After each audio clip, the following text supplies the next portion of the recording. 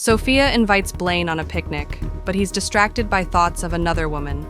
Suspicious, Sophia invites Ziva, and then subtly suggests inviting Zoe, Blaine's other love interest. Ziva, intrigued by the potential for a romantic entanglement, agrees. Sophia, with a hidden agenda, anticipates a chaotic and potentially revealing day. Will this seemingly simple picnic unravel a web of deceit and desire? Will Zoe, drawn into the mix, complicate matters further? And what secrets will be revealed as the day unfolds? When Ziva had invited Zoe on a picnic with friends the night before, Zoe had originally declined. Zoe had no desire to go, but after over an hour of Ziva's pestering, not to mention a huge guilt trip of how Zoe never spent any time with her little sister, Zoe had finally relented. Now, as Zoe put her car in park in front of the forest service station, she was deeply regretting her decision to attend. But even more than that, Zoe deeply regretted not asking Ziva which friends would be attending this picnic when she saw Sophia and Blaine standing outside the building chatting. Sophia turned and hissed at her sister. "What are Sophia and Blaine doing here, Ziva?" When Blaine saw Ziva getting out of the car, he was understandably surprised. But when a reluctant Zoe got out of the car after her, Blaine was momentarily speechless. It was obvious that Blaine wasn't happy that Zoe and Ziva were there. Finally, after half an hour, everything was ready, including the grill. All that they needed now was the firewood. "I'll go gather some firewood," Blaine offered. Sophia rushed to catch up with him. "Blaine, I'll go with you." Ziva was unhappy. Watching them leave, Zoe didn't say anything, but just went back to quietly adding meat and vegetable to the barbecue skewers. While Ziva complained back at their picnic site, Sophia seemed to be in an especially good mood as she walked with Blaine. She happily chatted alongside him as Blaine collected firewood. Blaine looked around. "All of this wood is too wet to burn. Why don't we go look over there?" He frowned as he spoke, sweat beading on his forehead. "Blaine, are you all right?" Sophia looked at him worriedly. "I'm fine." Blaine shook his head. "I suddenly feel a little hot." He took off his windbreaker, leaving behind only a thin white t-shirt that showed traces of sweat. "You should leave on your jacket. You don't want to catch a cold," Sophia reminded him. "It's fine, let's go." Blaine walked with Sophia deeper into the woods. He walked in front while Sophia followed behind.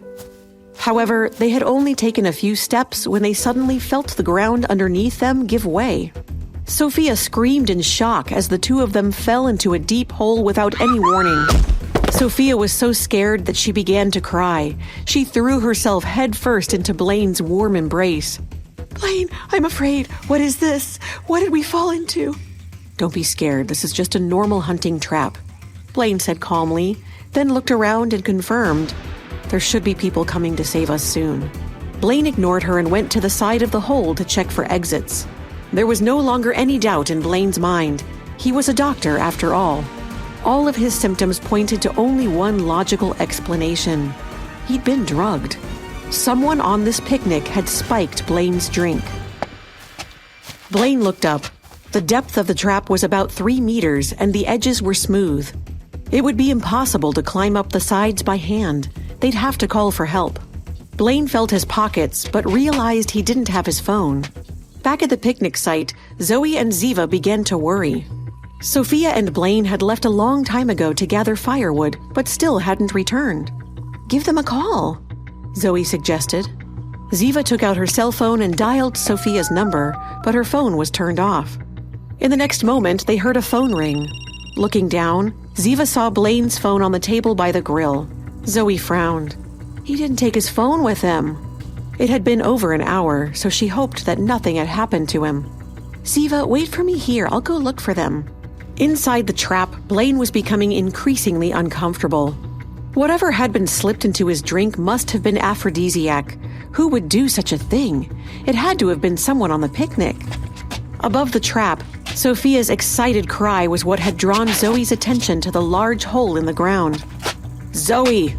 Suddenly a deep voice called out to her. "Are you going to just sit there all day, or are you going to help us?" He shouted. "Hurry up and get someone to pull us up." Zoe said innocently, Don't worry, I'll call the police right away. But Sophia, why did you turn off your phone? I called for a long time but couldn't get through. Ziva said that your phone still had a full charge when she saw it this morning. I guess you two just wanted to be alone for a while before you called us.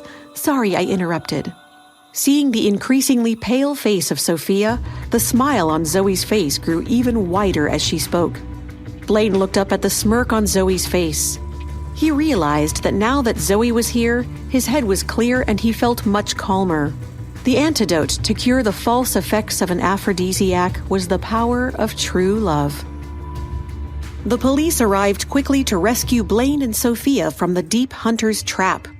Blaine helped Sophia tie the rope around her waist, and then the rescuers began to pull her up. Zoe didn't hesitate. She stretched out her hand in an attempt to reach Sophia and pull her over the edge to safety. As Zoe was shouting at her, Sophia reached up and grasped Zoe's outstretched hand.